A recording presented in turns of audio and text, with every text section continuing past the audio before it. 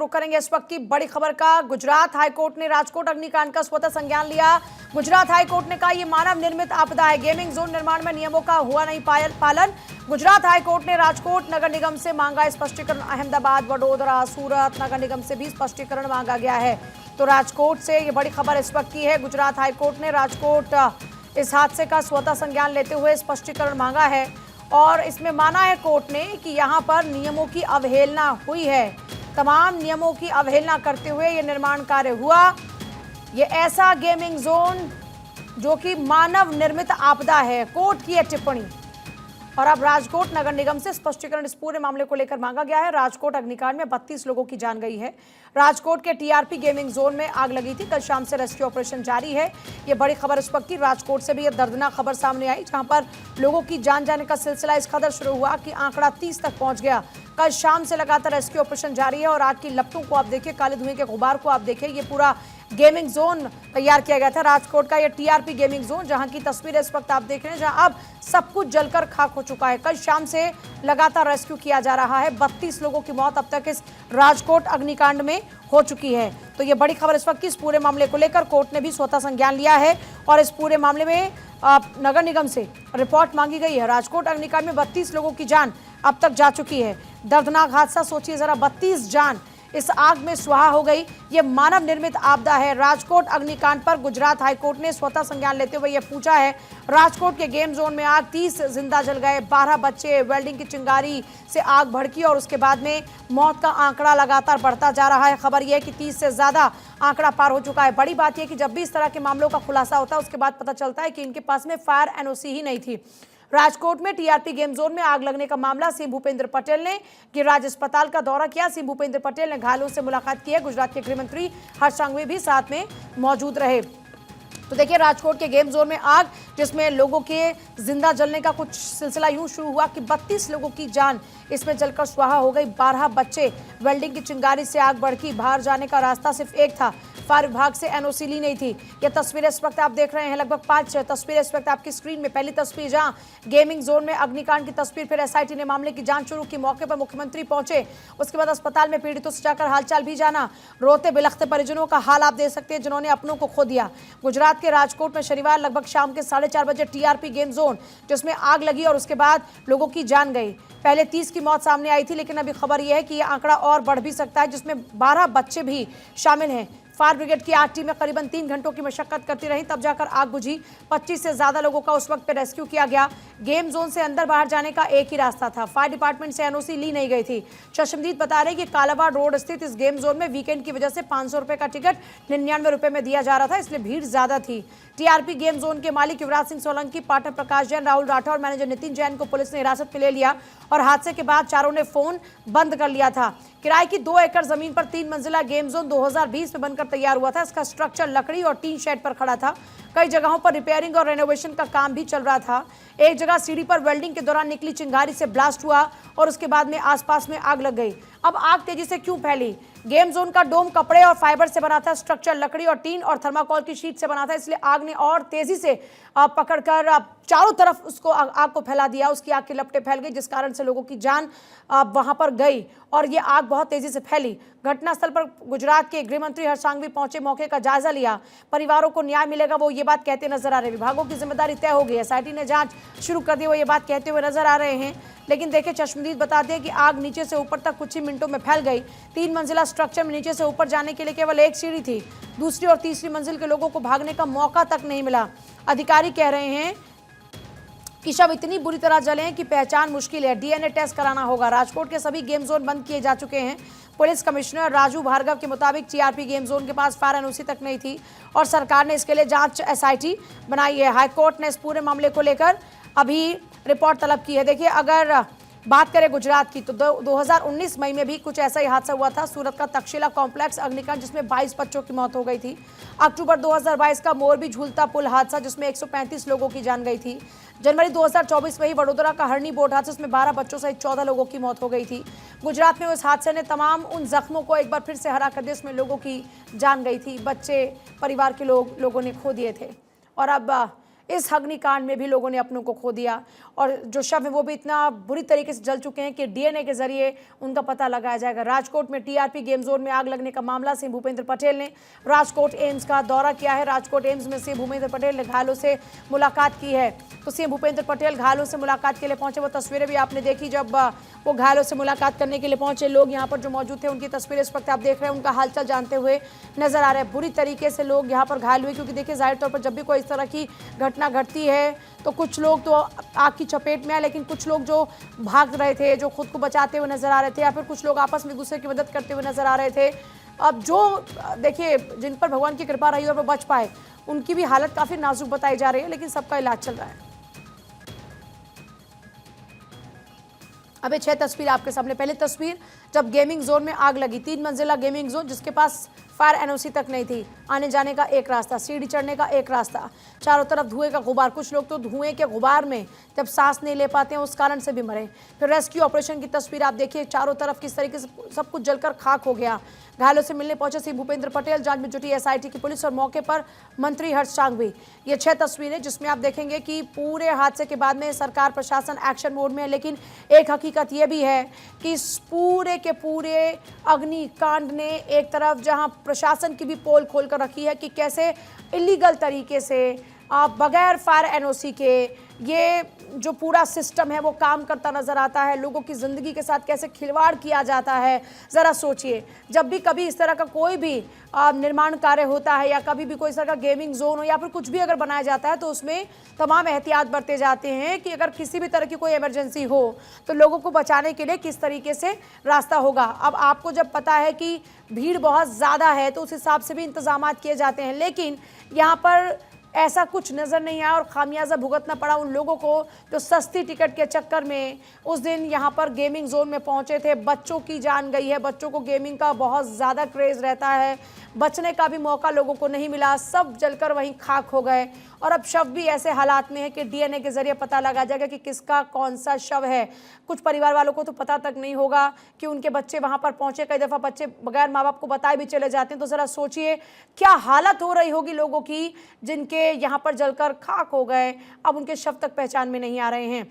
राजकोट अग्निकांड पर एक और बड़ी जानकारी से मिल रही है। टीआरपी गेमिंग जोन पहुंची एसआईटी की टीम। एसआईटी की टीम ने घटनास्थल से सैंपल ले लिए हैं।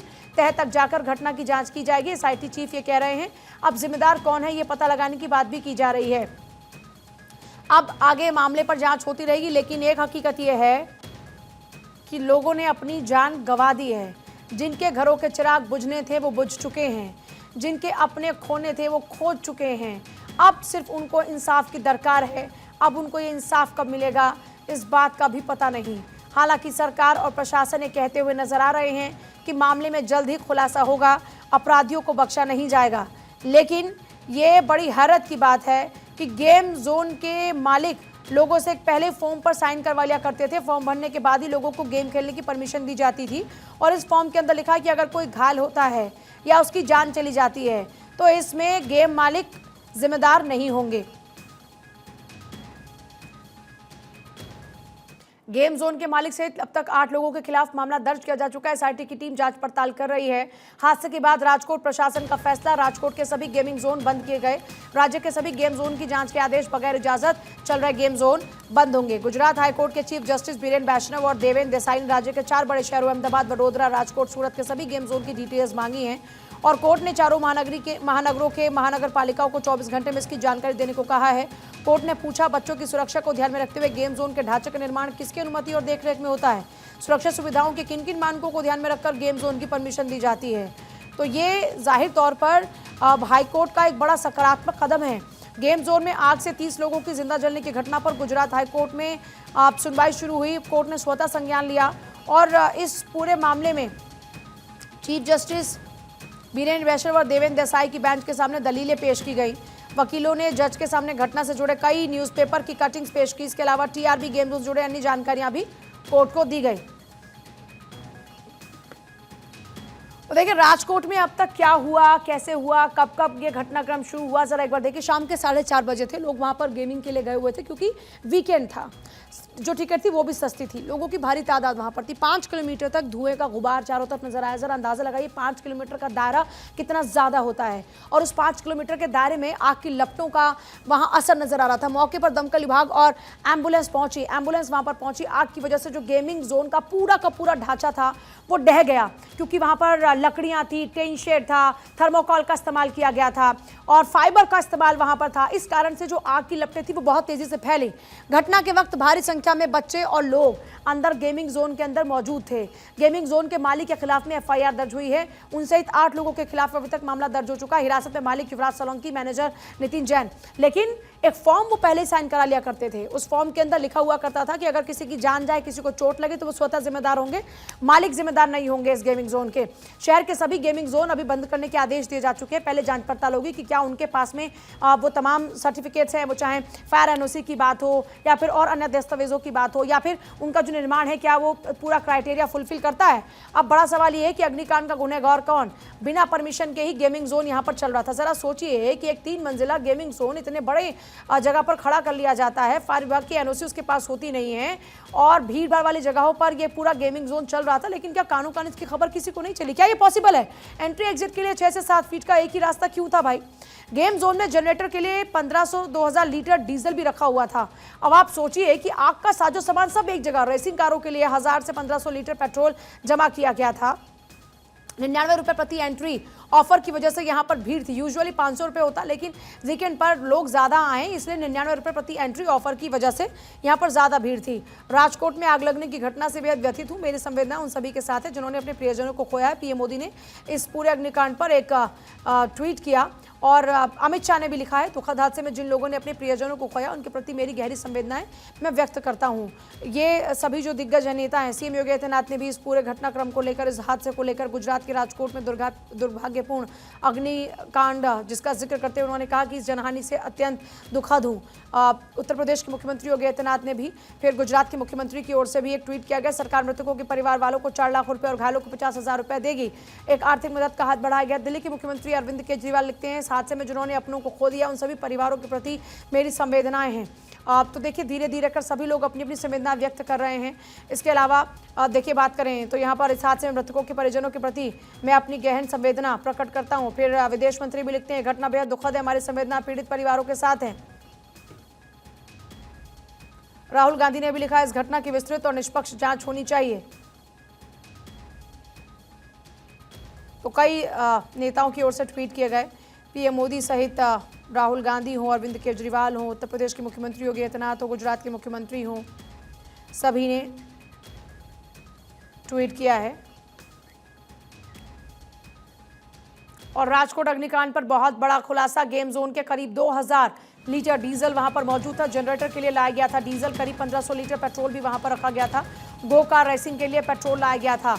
तो जरा सोचिए, पूरा आग का साजो सामान वहीं पर रखा हुआ था। जो अभी तक खुलासे हो रहे हैं क्या करके, डीजल पेट्रोल भी वहां पर था। करीब 1500 लीटर पेट्रोल भी वहां पर रखा गया था जनरेटर के लिए, और गो कार रेसिंग के लिए भी वहां पर पेट्रोल लाया गया था। तो राजकोट अग्निकांड पर ये बहुत बड़ा खुलासा इस वक्त। जरा सोचिए, वहां पर पूरे मौत का साजो सामान था। गेम जोन के करीब ही 2000 लीटर डीजल मौजूद था। जनरेटर के लिए लाया गया था डीजल। ये बड़ी खबर है इस वक्त की। करीब 1500 लीटर पेट्रोल भी वहां पर रखा गया था गो कार रेसिंग के लिए। वहां पर रेसिंग होती थी तो कार रेसिंग के लिए वहां पर पेट्रोल था, और इसके अलावा जनरेटर के लिए वहां पर रखा हुआ था डीजल। राजकोट अग्निकांड पर ये बहुत बड़ा खुलासा है। 30 से ज्यादा लोगों की जान अब तक इस पूरे हादसे में जा चुकी है। और हादसे का ये रविवार इसलिए क्योंकि एक तरफ दिल्ली में पूरी घटना घटी जहां पर नवजात जो बच्चे थे उनकी जान चली गई। दूसरी तरफ गुजरात की अगर बात करते हैं, राजकोट में इस अग्निकांड ने भी प्रशासन के ऊपर कई सवाल खड़े कर दिए हैं। और देखिए, जैसा हम जिक्र कर रहे थे कि ना सिर्फ गुजरात बल्कि दिल्ली में भी वो अग्निकांड जिसने नवजातों की जान ले ली, वहां पर प्रशासन की पोल खुली कि कैसे प्रशासन की नाक के नीचे ऐसे बेबी केयर सेंटर चलते हैं। इस हादसे में एलजी ने जांच के आदेश दिए हैं। हादसे के मुख्य सचिव को जांच के आदेश दिए गए हैं। दोषियों को सख्त सजा दी जाएगी, एलजी ये बात कह रहे हैं। तो दिल्ली में अग्निकांड, राजकोट में अग्निकांड, दिल्ली में 2 अग्निकांड हुए जहां पर एक और घर में आग लगी, वहां पर भी 3 लोगों की जान गई। और देखिए पीड़ित जो अभी तक सामने आ रहे हैं, एक एक करके जरा उनके रिएक्शन देखिए। देखा, जब मैं कह रहा हूं हवाई बातें नहीं करूंगा, खुद मैंने देखा है। क्यों? इनको क्रेटा गाड़ी लेनी है, क्रेटा गाड़ी लेनी है, इनकी शादी अच्छी हो जाएगी, उसमें स्विफ्ट गाड़ी आ जाएंगी, तो इनके छाती चौड़ी होगी ना, उससे पेट भरेंगे इनकी तनख्वाह से पेट नहीं भरेंगे। इन्होंने लोगों को मुद्दा बनाया, इनकी भाषा होती है मुद्दे को पकड़ो। तो इनके लिए जो बेचारा रेडी पटरी वाला गरीब आदमी काम कर रहा है, वो मुद्दा उसे पकड़ो, जेब भरो मुद्दे को पकड़ के। आज मेरी बहन का अंदर पोस्टमार्टम हो रहा है, 500 रुपये दे के जाऊँगा मैं पुलिस वाले को कि लोहे का फन का भी खा लो इसका। चली गई मेरी बहन। मैं अपने भांजे को 1 साल का लेके आया था यहाँ से, गाँव से। क्यों? पैर खराब था, तो हर जगह देख के रिश्ता ऐसे नहीं होता। सिस्टर का जैसे तैसे करा, उसको हम यहाँ लेके आए। एक ही बेटा था, अच्छे से पढ़ लिख लेगा तो कुछ बन जाएगा। 12th हुई थी उसकी, मैं जितनी हेल्प मेरे से होती थी मैं करता था, और बहन अपना पेट काट के उसको पढ़ाती थी। आज उसकी 12th हुई, इतनी खुश थी वो कि मेरे बेटे की 12th हो गई है, अब ये कुछ ना कुछ कर लेगा। उसके पापा भी कहते थे बेटा अब तू कुछ कर ले, पढ़ाई भी करता रहे साइड बाई साइड, तू मेरे साथ खड़ा भी हो जा। मैंने कहा नहीं, कोर्स कराऊंगा मैं तेरे को, कोई टेक्निकल कोर्स कर, तू हाथ का कुछ सीख, अपना हाथ का दस्तकार बन। आज बन गया हाथ का दस्तकार, पोस्टमार्टम में पड़ा हुआ है। नरेंद्र मोदी जी, हम आपको सपोर्ट करते हैं, लेकिन आज खून के आंसू रो रहे। मैं ब्राह्मण परिवार से, वहाँ से एक चींटी नहीं मारी हमने, किसी को तू नहीं बोला, आज ये आंसू निकल रहे ना, ये हमारा दिल जानता है। मैं डेली मरूंगा, न्यूज तो 1 घंटा चलेगी नहीं चलेगी पता नहीं है, पर मैं डेली मरूंगा। मैं घर पे भी जा रहा हूँ ना, तो मेरा एक भतीजा आदि है और ये मेरा भांजा केशव, मैं इनको केशव आदि करके बोल रहा, आदि केशव, अभी भी वही निकल आदि केशव। अचानक से एकदम वही याद आता है, मैं भूल नहीं पाऊंगा उसको। कभी स्कूल में टीचर ने कुछ बोल दिया फीस लेट के लिए, तो मैं खुद जाके दे के आता था, और आज वो पोस्टमार्टम में पड़ा है। आज उसकी स्थिति ऐसी है, मैं उसे देख भी नहीं सकता। रात में गले लग के रोया उससे, मैं बेटा खड़ा हो जा यार।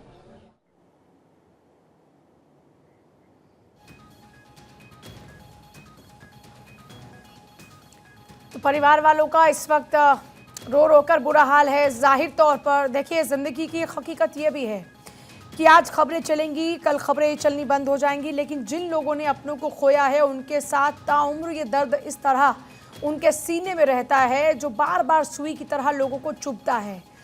जो लोग किसी की मौत का कारण बनते हैं, उनको सज़ा मिलेगी या नहीं मिलेगी, इस पे कितना वक्त लगेगा या नहीं लगेगा, ये सवाल बरकरार रहते हैं। लेकिन जो लोग अपनों को खोते हैं वो वाकई पल पल मरते हैं, उनके लिए हर दिन मरने जैसी स्थिति रहती है। और अपने बच्चे को खोने का दर्द क्या होता है वो हर माँ बाप समझता है जिनके बच्चे हैं ख़ास तौर पर। और यहाँ पर एक बच्चे का ये मामा मुझे समझ में आया कि मामा थे जिन्होंने बताया कि अपनी बहन को लेकर आए, बच्चे को पाला पोसा, जितनी मदद हो सकती थी की, लेकिन आज वो बच्चा पोस्टमार्टम की टेबल पर है। और इससे बड़ा दुख क्या हो सकता है। वो कहते हैं कि हमने तो आज तक एक चींटी तक नहीं मारी, और आज हम अपने बच्चे की मौत का दर्द झेल रहे हैं। पल पल मरूंगा, हर दिन मरूंगा, और ये मरना ताउम्र मेरे साथ लगा रहेगा। और दिल्ली राजकोट अग्निकांड में मुआवजे का ऐलान हुआ है। केंद्र सरकार की तरफ से मुआवजे का ऐलान हुआ।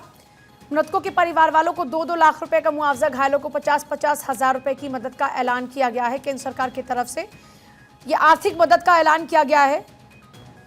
घायलों को 50-50 हज़ार रुपए की मदद का ऐलान। दिल्ली में आग का तांडव, गुजरात में आग का तांडव, और संकट में इस बीच नवजात हैं, अस्पताल में चीख पुकार है। एक तरफ यहाँ नवजात बच्चों की जान जाती है, दूसरी तरफ राजकोट के अग्निकांड में बच्चों की जान जाती है। दिल्ली अग्निकांड पर पीएम मोदी ने दुख जताया और आग लगने की घटना हृदय विदारक है लिखते हुए वो कहते हैं, शोकाकुल परिवारों के प्रति मेरी संवेदनाएं हैं। पीएम ने घायलों के जल्द स्वस्थ होने की कामना भी की है। तो पीएम मोदी ने एक्स पर पोस्ट किया है, शोकाकुल परिवार के प्रति मेरी संवेदनाएं। पीएम मोदी ने लिखा, पीएम ने घायलों के जल्दी स्वस्थ होने की कामना भी की है।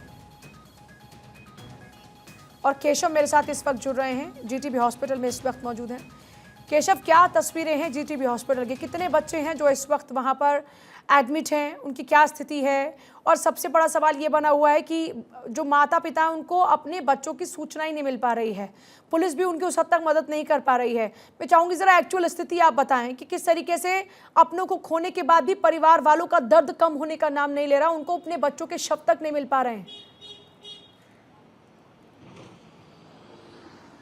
बिल्कुल, देखिए इस वक्त मैं जीटीबी अस्पताल में मौजूद हूं, जहां पे विवेक विहार के बेबी केयर में जो आगजनी हुआ था उसमें घायल 5 बच्चों का इलाज किया जा रहा है। साथ ही 7 मृत बच्चों का भी पोस्टमार्टम अभी की जा रही है। सफदरगिरी आप देख सकते हैं, इसी मोचरी में कुछ देर पहले जो है सादरा जिले के जो डीएम है वो पहुंची हुई थी, लेकिन जिनको जवाब देने की जरूरत थी, जो इस घटना के लिए जिम्मेदार है साफ तौर से सादरा जिले के डीएम, क्योंकि उन्हीं के नाक के नीचे इस तरह की घटना घटती है। कैसे इस हॉस्पिटल को चलाया जा रहा था, किसके परमिशन से चलाया जा रहा था, लेकिन वो साफ तौर से मीडिया के कैमरे पर एक भी सवाल के जवाब दिए बिना, और साथ ही साथ जो परिवार के लोग यहाँ मौजूद है उनके भी किसी सवाल का जवाब दिए यहाँ से वो निकल गई है, कह सकते हैं भाग गई है। लेकिन दूसरी तरफ वो परिवार के लोग यहाँ पर देख सकते हैं बहुत बड़ी संख्या में है, जो अपने बच्चों का बॉडी लेने के लिए इंतजार कर रहे हैं, क्योंकि अंदर एक तरफ पोस्टमार्टम चल रही है, दूसरी तरफ देख सकते हैं ये सभी परिवार के लोग हैं जो यहाँ पर इंतजार कर रहे हैं। ये एक भयावह घटना है, क्योंकि 7 लोगों की, इस बच्चों की इसमें मौत हो जाती है। अब